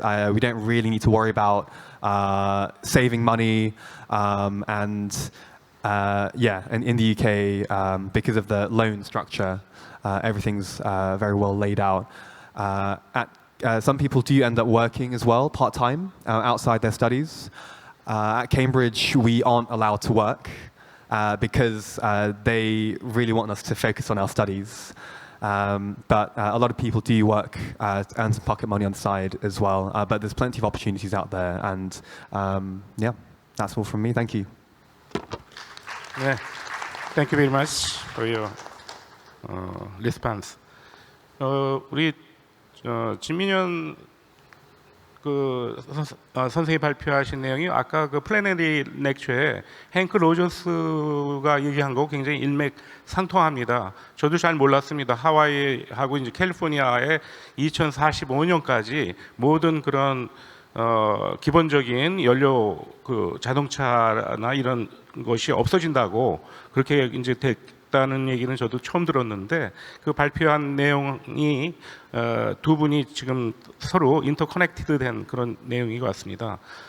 저 문외한인데 제가 거기 지금 그 두 번째 우리 진민현 선생님이 발표한 것 중에 그 키워드라고 제가 이제 적어놨는데 그것이 무엇으로 Sustainable Aviation Fuel (SAF) 맞나요? 예, 그게 앞으로 그렇게 영어를 쓰는구나 이런 식으로 이제 영어를 배웠고요. 아까 그 행크 로저스가 제로 이 컨셉트라는 거 하고 앞으로 그런 것들이 역시 컨트롤 미리게이션 스트래티지를 가지고 미래에 도전하는 그런 방향으로 가기를 다시 한번 당부드리고 또 부탁드리겠습니다. 감사합니다. 그러면 이제 세 번째는 우리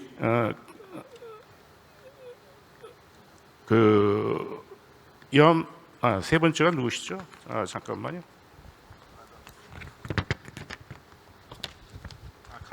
카자흐스탄의 PhD 스튜던트의 그 이제 이뮤노테라피에 대한 얘기를 쭉 하셨는데 여기에 대해서는 우리 패널리스트 중에 그 문혜리 이화여대 화학 나노 과학과 교수님이 말씀을 좀 해주시면 고맙겠습니다.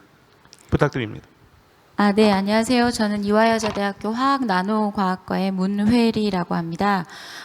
저는 이제 화학을 전공하고 있기 때문에 아까 그 소클렌코 연구원께서 발표하신 그 이뮤노테라피에 대해서 직접적인 코멘트를 드리지는 않겠지만 이뮤노테라피가 얼마나 이제 중요한 학문인지는 우리가 지난 2, 3년에 그런 코비드 시대를 겪으면서 굉장히 중요하게 모두가 인지를 하고 있을 거라고 생각을 합니다.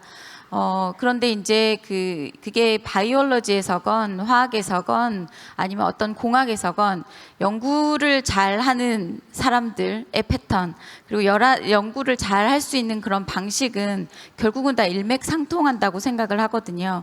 그래서 아까 전에 발표를 들으면서 그 소콜렌코 학생의 그 발표의 흐름을 보면서 이분은 분명히 연구를 정말 잘하실 수 있을 것이다 생각을 했던 게 우리가 어떤 분야에서 굉장히 이제 오랫동안 연구를 하게 될 때 그 분야에 굉장히 이렇게 매몰되어 가는 경우가 많이 있거든요.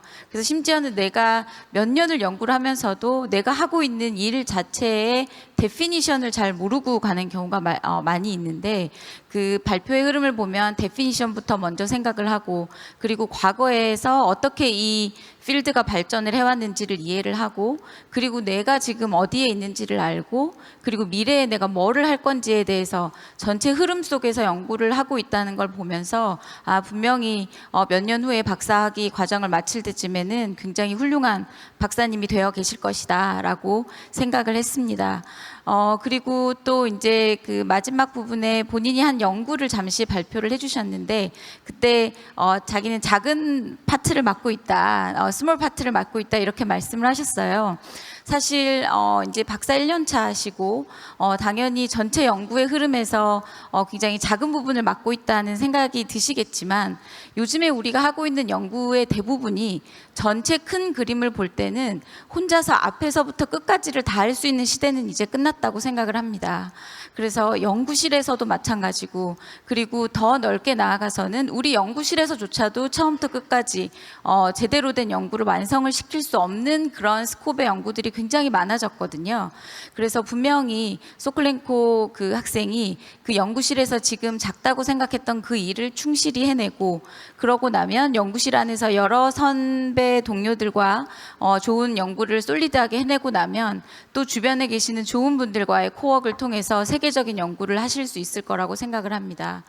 그리고 한 가지 제가 이제 또 생각을 한 거는 저도 이제 한국에서 학위를 이제 학부 학위를 마치고 그리고 해외로 유학을 갈 건가 박사 과정을 위해서 아니면 국내에서 할 건가를 굉장히 고민을 많이 했어요. 근데 지금 소콜렌코 학생이 지금 카자흐스탄에 태어나서 카자흐스탄에서 박사 과정을 하고 있는 것처럼 저도 결국은 이제 국내에서 박사 학위를 하기로 결정을 했었습니다. 아까 앞서서 이제 금나나 교수님도 말씀하셨지만 해외에 나가서 굉장히 외롭고 힘든 부분도 많이 있는데 국내에서 연구하는 또 박사과정 학생들의 불안감이 또 분명히 있습니다. 뭐냐면 내가 진짜 세계적인 연구를 하고 있는 것인가, 내가 하고 있는 일들이 얼마나 의미 있는 일을 하고 있는 것인가, 내가 미국에 가서 또는 영국에 가서 학위 과정을 했었어야 더 제대로 된 연구를 할 수 있지 않았을까 하는 굉장히 막연한 그런 고민들을 많이 하게 되거든요. 아마 소콜렌코 학생도 분명히 그런 고민 끝에 자국에서 박사학위를 하기로 마음을 먹었을 거라고 생각을 하는데 지나고 나서 보면 저는 국내에서 학위를 마치기를 결과적으로는 굉장히 잘했다는 생각을 했습니다. 굉장히 훌륭한 지도 교수님 밑에서 좋은 토픽을 가지고 굉장히 탄탄한 배경으로 공부를 했다고 생각을 하거든요. 근데 반드시 한 번은 거쳤으면 하는 과정은 제가 이제 박사 후 연구원은 이제 미국에서 이제 버클리에서 하게 됐는데요. 그 짧았지만 1년이라는 제가 임용돼서 들어오기까지 1년 박사 과정, 박사 후 연구원을 수행을 했는데 그 1년이 저한테는 굉장히 또 소중한 시간이었습니다. 우리나라 자국 안에서 배울 수 있었던 부분과 그리고 해외에 나가서 그 나라의 또 새로운 시스템을 배운 것 자체가 제가 다시 우리나라에 돌아와서 제 연구실을 운영할 때 굉장히 좋은 그런 인포메이션과 밸런스를 잡을 수 있게 해줬다는 그런 생각을 했거든요. 그래서 소콜렌코 학생이 카자흐스탄에서 훌륭하게 박사학위를 마친 후에는 꼭 좋은 연구기관에 그게 한국이어도 좋고 미국이어도 좋고 유럽이어도 좋고 좋은 기관에 가서 한 번 더 안목을 넓힐 수 있는 기회를 꼭 잡으시기를 부탁드립니다. 네. 아유, 고맙습니다. 네. 문 교수님 그 마이크 들으신 김에 그 여민경 그 학생이 발표한 게 나노메디슨인데 네. 거기 전공이니까 한마디 좀 학문적인 코멘트를 좀 해주시고 네. 넘어가면 좋겠습니다. 네, 그렇지 않아도 이렇게 와서 보니까 어쩌면 두 번째 발표하신 그 진민현 학생이 발표하신 부분, 그리고 마지막에 염윤경 학생이 발표하신 그 부분이 어떻게 보면 저의 전공하고도 좀 더 맞닿아 있는 부분이긴 했어요. 특히 이제 나노 머티리얼 쪽은 굉장히 지금 뭐 어떻게 보면 좀 나노라는 말 자체가 이미 식상하다 할 정도로 오랜 기간 연구가 되어 오고 있습니다. 그런데 이 나노 머티리얼이라는 자체에 이 실제로 우리 그 실생활에서 어떻게 써야 될지, 안전하게 써야 될지에 대해서는 여전히 가야 할 길이 멀거든요. 그리고 이게 사이즈가 작기 때문에 결국은 우리 몸에 세포 속으로 들어가는 그런 다양한 일들을 해낼 수 있는 것이 또 나노 물질이기도 한데요. 그거에 대한 그 최신의 제일 이렇게 앞장서서 연구를 하고 있는 그런 분이 아닌가 생각을 했습니다. 그래서 지금 이때까지는 그러면서도 어떤 부분에서는 조금 이제 실용화가 되고는 있지만 여전히 한계를 많이 가지고 있는데요. 이제 염민경 학생께서 박사과정 동안 연구를 잘 마치셔서 이제 화학자의 눈으로 의학까지 도달할 수 있는 그런 훌륭한 연구를 해내시기를 부탁드리겠습니다. 아유, 고맙습니다.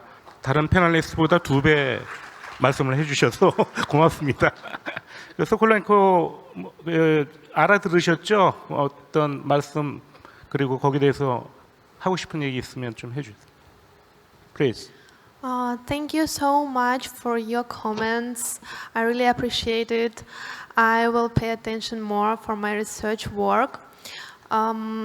I chose this field because I think it's really important nowadays because of changing in environmental factors, and we have really main causes of this condition.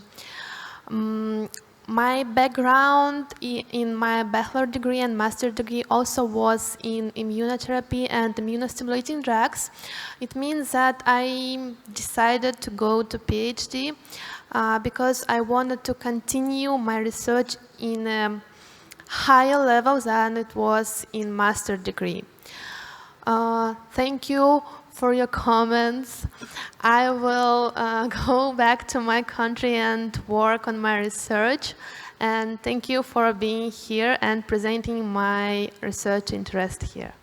Thank you very much. 저도 이제 리서치하는 분야가 안티마이크로바이얼 리지스턴스 쪽이고요. 면역학 쪽이라 굉장히 관심이 많았는데 소콜렌코, excuse me, Sokolenko, I have a question. You have a synthetic immunostimulator named BIV-143. What is the BIV designated for?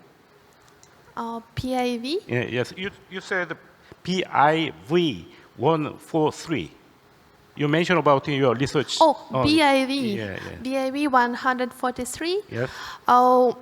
We got new compounds from our Institute of Chemical Compounds, and they are under the code BIV. We can't say about the structure of these chemical compositions because we have really great researching in our country. But I can say that these compounds are piperazine based. It's the same like the drug that we are using now. It's a polyoxidone, while the chemotherapy patients got this drug to stimulate immune response while chemotherapy, and we chose these compounds because of the similar base in the chemical structure. You have a patent about that? Yeah. Okay.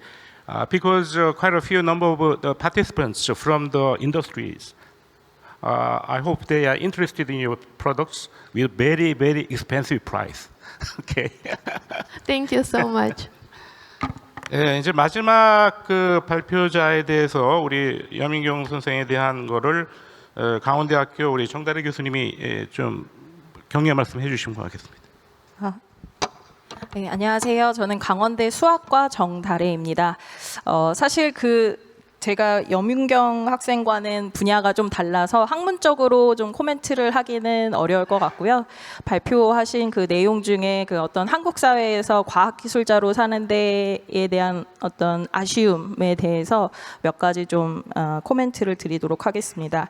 먼저 그 학비가 비싸다라고 이제 이야기를 하셨는데, 다른 교수님께서 말씀하셨던 것처럼 뭐 연구재단 이외에도 굉장히 다양한 프로그램 또 장학금들이 있습니다. 그래서 그런 프로그램이나 장학금에 지원을 해보고, 또 그 지원을 해서 선정이 되기까지는 또 본인의 커리어를 그러기 위해서 또 쌓아야 되기 때문에 그 과정이 또 하나의 본인의 어떤 성장을 돕는 그런 단계일 수도 있습니다. 그래서 다양하게 많이 지원해 보셨으면 좋겠고요. 두 번째는 이제 개인적인 좀 시간이 부족하다라고 이야기하셨던 것 같은데, 너무 말도 안 되게 그 연구실 생활이 바빠서 개인 시간이 부족하다면 그런 것들은 당연히 이제 교수님, 지도 교수님이나 아니면 연구실에 이야기해야 하는 것이 맞고, 또 두 번째는 뭐 뭔가 내가 공부를 하면서 힘들기 때문에 그런 생각을 하는 것이라면 조금 생각을 바꿔서 이 순간을 좀 즐길 수 있는 그런 사람이 되었으면 좋겠습니다. 저도 이제 그 금나나 교수님께서 말씀하셨던 것처럼 지금 이제 교수가 돼서도 너무 좋지만 그 이전에 연구에만 몰입할 수 있었던 그때가 사실은 좀 그리울 때가 가끔 있거든요. 그래서 추후에 분명히 그 그리운 시절이 떠오를 테니 지금 이 순간을 많이 즐기시면 좋겠습니다. 또 하나는 이거는 이제 기초과학을 연구하는 사람으로서 좀 당부드리고 싶은 이야기인데요. 그 기초과학을 연구하다 보면 사실 화학 분야는 원체 또 이제 다양한 활용을 할 수 있는 분야라서 이 이야기가 딱 적합할진 모르겠지만 이게 본인의 연구에 좀 갇힐 때가 굉장히 많은 것 같습니다. 기초 연구라는 것이. 근데 이제 앞으로의 이제 사회를 살아가고 또 훨씬 더 많은 이제 기술을 혹은 이론을 습득하기 위해서는 저는 다학제 간에 좀 융합할 수 있는 그런 노력들이 좀 필요하다고 봅니다. 물론 이제 본인의 커리어를 다 쌓고 이렇게 네트워크를 쌓아도 좋지만 지금부터 쌓아도 본인이 이제 공부하는데 뭔가 필요한 또 다른 학문들을 함께 익힐 수 있는 그런 연습 과정이 될 수 있기 때문에 저는 가능하면 이제 지금 캔서 연구하고 계셨으니까 캔서를 연구하는 다양한 기초과학 분야의 학생들 혹은 연구원들과 이렇게 네트워크를 쌓을 수 있는 그런 기회를 꼭 만드시기를 바라겠다라는 당부를 드리겠습니다. 이제 마지막으로는 지금 제가 이렇게 드린 이야기들이 이제 혼자서 해결할 수 없을 때가 분명히 있을 겁니다. 그럴 때는 사실 저희 그 과총에 지금 청년 과학기술인 협의회가 있습니다. 그쪽에 목소리를 들려주세요. 그러면 저희가 함께 그 문제를 고민해보고 해결할 수 있는 자리를 만들 수 있고요.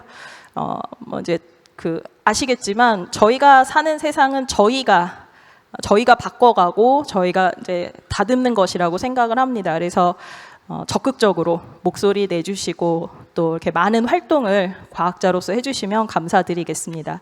오늘 발표 너무 잘 들었습니다. 앞으로의 그 미래를 응원하겠습니다. 예, 고맙습니다, 정 교수님. 저는 그 학교 다닐 때 그 수학을 너무 못했습니다. 수학이 싫었어요. 근데 요새 보면 이렇게 교수님 되신 분은 제 주위에 많은데 천재들이에요. 수학 선생님. 그래서 저는 정 교수님이 천재 중에 하나다 이렇게 생각을 하고 있습니다.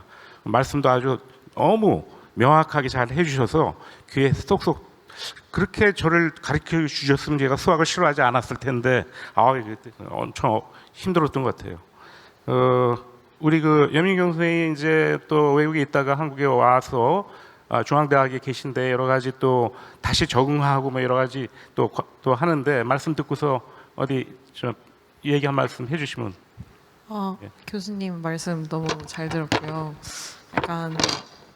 약간 말씀해주신 것처럼 외국에서 있다가 한국을 들어왔을 때 적응 기간이 저는 조금 길었던 것 같아가지고 약간 제가 이 분야가 맞는지에 대한 고민을 되게 많이 했던 것 같아요. 근데 교수님께서 약간 다른 분야도 한번 눈을 넓혀보라고 하신 말씀이 저는 너무 감사하게 잘 들었고, 다른 펀딩 시스템도 네, 제가 다시 한번 찾아보는 기회가 될 것 같아서 말씀 정말 감사히 들었습니다. 예. 저도 이제 한국과학기술 한림원도 그렇고 여기에 이제 미래위원회 위원장을 맡고 이렇게 했는데, 결국 앞으로의 미래는 융합 아니겠습니까? 한 분야만 해가지고 그게 발전될 수는 없고, 그래서 융합이 돼야 앞으로 여러 분야가 더욱 발전한다, 이런 생각이 들고요.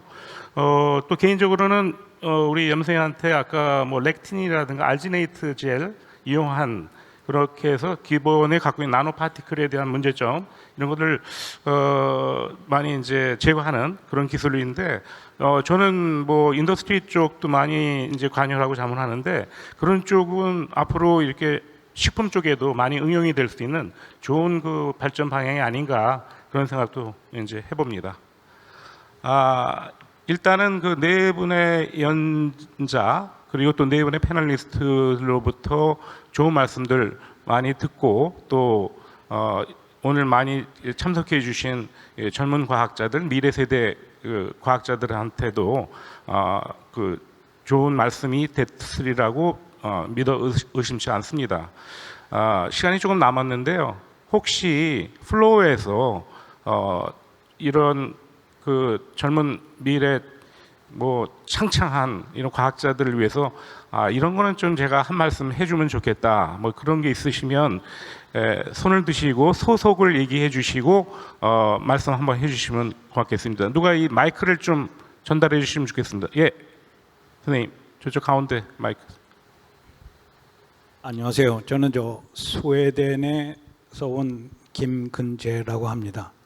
저는 한국에서 석사까지 하고 스웨덴에서 공부를 하고 그런 인연으로 지금 스웨덴 연구소에 있는데요. 오늘 그 발표하신 분들도 그렇고 그 패널로 나와서 말씀하시는 분들이 이렇게 많은 분들이 언급하신 부분 중에 하나가 그 사이언티스트로 약간 뭐라 그러나 디스어드밴티지나 컨스로 말씀하신 사항 중에 하나가 not well paid 뭐 이런 말씀을 좀 해주신 것 같아요. 근데 이제 제가 그 스웨덴에서 이렇게 활동하면서 보니까 특별히 이제 저 연구소에 가서 제가 옛날에 그 공부할 때 그 책으로 봤던 그 굉장히 유명했던 과학자들이 어떤 삶을 살았을지 우리 연구소의 그 발전하는 모습을 쭉 담은 사진을 봤는데, 옛날에는 우리 엔지니어나 사이언티스트들이 지금 현재 의사 선생님처럼 그 화이트 가운에 넥타이를 딱 메고 일을 하셨더라고요. 그러니까 옛날에는 저희들이 굉장히 그 존중받는 그런 직업군의 하나였던 것 같습니다. 그리고 제가 그러니까 유학 가면서 그 살았던 지역의 주소를 보면 그 골목마다 그 옛날에 그곳에서 거주하시면서 연구했던 그 과학자분의 성함을 딴 스트리트예요. 그러니까 도로 이름이, 그 조그만 길 이름이.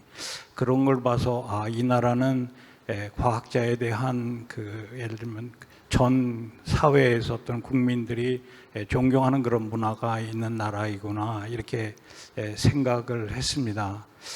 근데 이제 우리나라는 조금 좀 그거보다는 다른 것 같기는 한데, 제가 이렇게 이제 학회에 가가지고 한 번은 이제 굉장히 그 저희 분야의 유명한 그 교수님을 만나게 됐는데, 그분을 만나서 굉장히 오랫동안 얘기할 수 있는 기회가 있었어요. 그런데 이제 그런 이유 중에 하나였던 것이, 이제 제가 그 학회에서 이렇게 추천하는 호텔 중에 제일 싼 호텔에 제가 들었는데, 그러한 유명하신 분이 그 호텔에 저랑 같이 이렇게 숙박하였다는 거는 제가 이해를 못했습니다. 그래서 이제 그분하고 이렇게 얘기하는 과정 중에 이제 제가 들은 말씀을 오늘 이제 전해드리려고 그러는데, 내가 하고 싶어 하는 일을 하는데 나한테 그거에 대한 보상을 해주는 것이 얼마나 고맙냐, 그런 말씀을 하시더라고요. 그래서 자기가 이렇게 지금 그러니까 금전적으로 보상을 받는 것 이것이 뭐 작을 수는 있습니다. 그러니까 그 고독한 과학기술자의 길로 가면서 그렇지만 내가 진짜로 하고 싶어 하는 일을 하는데 추가로 그만큼 많은 돈을 준다고 생각하면 그것보다 더 감사한 일은 없을 것 같아요. 그래서 저희들이 이렇게 외롭고 또 힘들고 가난하게 가는 삶을 사는 과학자지만 우리 서로 이렇게 인정하고 격려하고 그리고 또 가장 중요한 건 자기 스스로 자기한테 항상 그런 마음을 가지고 너는 이 세상을 좋게 변화시키는 사람이야 라고 하루를 살면 과학자의 삶이 그렇게 고단하지 않고 행복한 삶이 될 거라고 생각하고 저는 그렇게 생활하고 있습니다. 예, 제가 드리는 말씀은 좀 여러분이 듣기에 좀 이상한 얘기로 들리실지 모르지만 제가 드리는 말씀 한번 새겨 들으시면 좋을 것 같습니다. 아유, 너무 고맙습니다. 좋으신 말씀.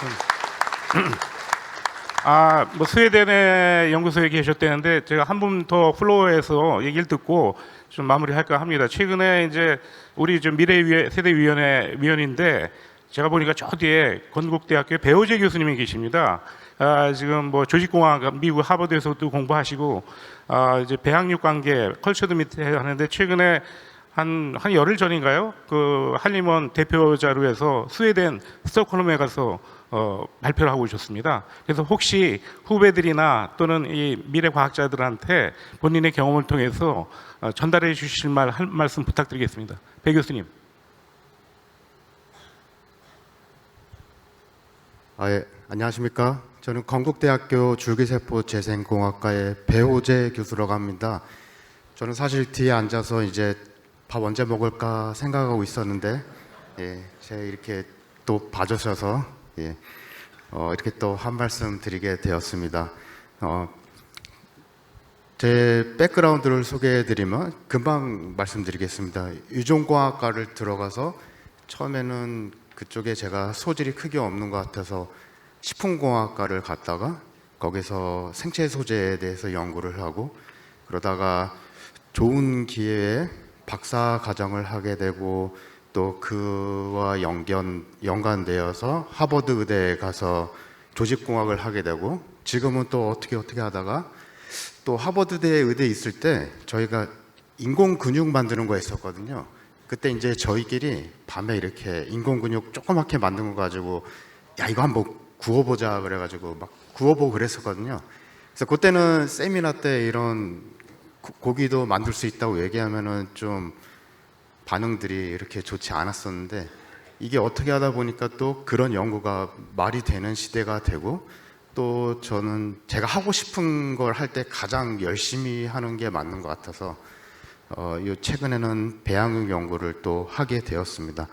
제가 뭐라고 이게 워낙 갑작스러워서 가지고요. 제 생각에는 자기가 하고 싶은 거를 하게 되면은 물론 살다 보면 뭐 펀딩이 많을 때도 있고 장학금이 좀 적을 때도 있고 그거는 뭐 항상 업앤다운이 있는 것 같은데요. 본인이 믿고 하고 싶은 걸 하면은 그 힘든 시기도 힘들다고 느끼지 못하고 지나갔던 것 같습니다.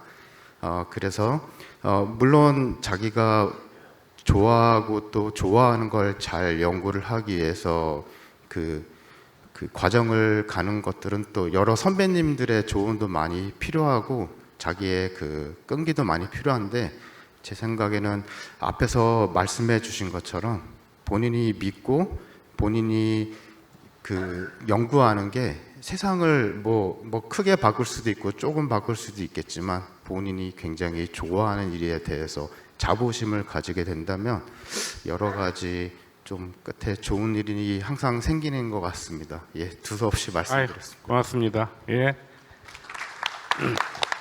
아까 스톡홀름에서 우리 선배 과학자님이 말씀하셨는데 저도 많은 나라 다녀봤는데 참 그 과학자들에 대한 대우가 그 나라의 품격을 결정하는 거라고 봅니다. 저도 외국에서 들어올 때나 나갈 때 보면 우리 인천공항에 전부 우리나라 K푸드나 또는 관광지 이런 것들로 그냥 도배를 했는데 글쎄요, 이스라엘이나 이런 데 가면 이스라엘의 젊은 과학자들이 그 정부에다 건의를 했답니다. 프로젝트. 그래서 공항의 모든 것들의 대부분을 사이언스로 바꿨습니다. 자, 그렇다는 건 뭐냐? 모든 국민들이 그걸 긍정적으로 받아들인다는 거죠. 또 하나는 제가 좀 꿈꾸고 있는 건데 그 과학자들을 뭐 지금 한림원에서 뭐 유공자 전당도 만들고 그러는데 그 과학자들 지금 그 공항에 가시면 김포공항이든 뭐 패스트 트랙 있지 않습니까? 패스트 트랙 그 뭐 노약자들이나 뭐 이런 분들 하는 거 거기에 하나를 더 써서 과학자 패스트 트랙을 같이 포함하면 별거 아니거든요. 저는 이제 공무원 생활을 해봤기 때문에 이게 대통령령 아니면 국무총리령 정도만 돼도 되거든요. 그러면은 이제 그 부모님이나 아니면 친구들이나 이렇게 갈 때, 야, 너 과학자야? 아버님이 과학지셔서 이렇게가 하는 뭔가 그런 그 언어 이런 것들을 우리가 좀 스스로 다음 세대를 위해서는 좀 발굴해야 되지 않겠느냐 이런 생각이 듭니다. 오늘 장시간 이렇게 넥스트 제너레이션 그 리더스 포럼에 참석해 주시고 좋은 말씀 해 주시고 좋은 또 패널 또 조언해 주시고 또 발표와 또 거기에 대한 그 반응 그리고 앞으로의 그 새길 만한 그런 그 좋은 기회였다고 생각합니다. 와주신 청중 그리고 패널리스트 연자분께 다시 한번 감사드리고 오늘 이 세션을 준비하느라고 정말 이 과총에서 고생 많이 했습니다. 그리고 특히 미래 세대 그 우리 위원회를 서포트하고 그러는 조직이 여기 다 와 계신데 그분들한테 그리고 이 앞에 계신 분들 모두 큰 박수로 이 세션을 끝내기로 하겠습니다. 감사합니다.